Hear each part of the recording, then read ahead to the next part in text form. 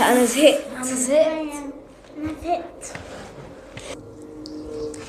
ايه ده؟ انتوا عاملين كده ليه؟ انا زهقنا. طب ايه رأيكم في اعلان مهم قوي النهارده؟ ايه؟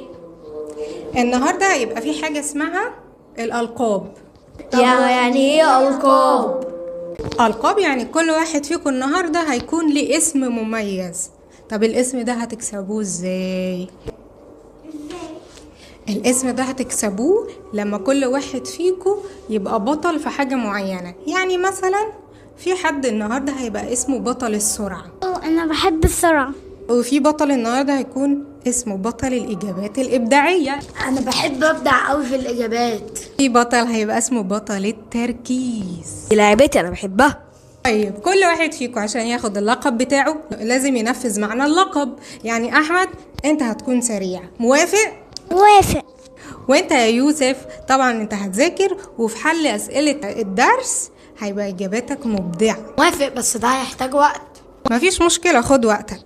وانت يا جاسر طبعا علشان تبقى بطل التركيز هتكون مركز في كل حاجة بتقرأها. موافق، دي لعبتي برضه. طيب بما اننا اتفقنا، جاهزين دلوقتي نذاكر بحماس؟ جاهزين. يلا بينا.